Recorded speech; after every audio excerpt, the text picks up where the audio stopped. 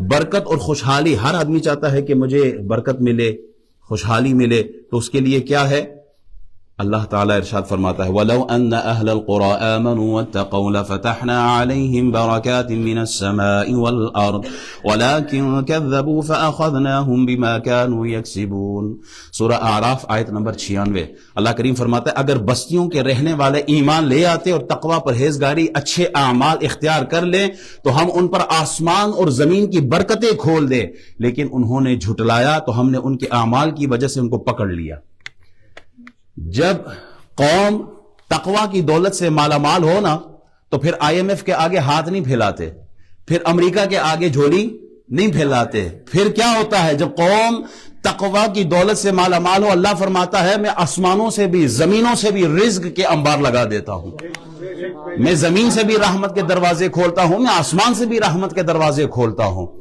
تم اللہ کی طرف پلٹ کر دیکھو تو صحیح، اللہ بڑا رحیم ہے، اللہ بڑا کریم ہے۔ وَمَن يَتَّقِ اللَّهَ يَجْعَل لَّهُ مَخْرَجًا۔ تم امریکہ سے نہ ڈرو، تم اللہ سے ڈرو۔ اللہ کیا فرماتا ہے؟ وَيَرْزُقْهُ مِنْ حَيْثُ لَا يَحْتَسِبُ وَمَن يَتَوَكَّلْ عَلَى اللَّهِ فَهُوَ حَسْبُهُ۔ میں تمہیں وہاں سے رزق دوں گا جہاں تمہارا گمان بھی نہیں ہوگا۔ تم اللہ سے ڈرو، تم اللہ کے حضور ہاتھ پھیلاؤ، رزق کے چکر میں رازق کو نہ بھولو نا۔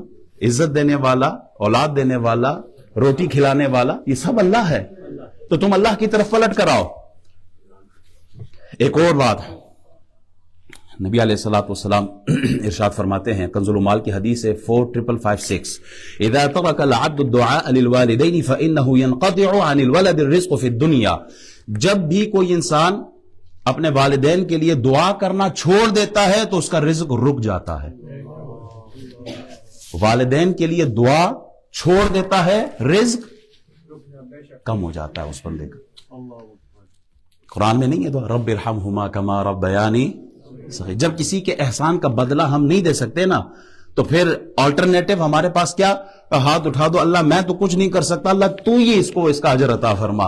والدین کے احسانات کا بدلہ ہم مر تو سکتے ہیں، والدین کے احسانات کا بدلہ نہیں دے سکتے، تو پھر کیا اللہ نے سکھایا؟ کہا ہاتھ اٹھا کے مجھی سے کہ تو رب ارحمہما کما ربیانی صغیرا، اللہ جیسے بچپن میں انہوں نے مجھے پالا تو ان پہ مہربان ہو جا، میں ہی دینے والا ہوں۔ پھر مستدرک الحاکم کی حدیث 7257 فرماتے ہیں جو اپنے والدین کے ساتھ حسن سلوک کرے گا اسے بشارت ہو، اللہ تعالیٰ اس کے عمر دراز فرما دے گا، اللہ تعالیٰ زندگی میں برکت عطا فرمائے گا۔ حضرت انس بن مالک بیان کرتے ہیں کہ نبی علیہ السلام نے ارشاد فرمایا من سرہ ان یمد لہ فی عمرہ ویزداد فی رزقہ فلیبر والدیہ ولیصل رحمہ۔ جو آدمی یہ پسند کرتا ہو، جس آدمی کو یہ بات اچھی لگتی ہو کہ اس کی عمر لمبی کر دی جائے اور اس کے رزق میں اضافہ کر دیا جائے تو وہ والدین کے ساتھ اچھا سلوک کرے اور اپنے رشتہ داروں کے ساتھ صلہ رحمی کرے۔ ہوگا کیا؟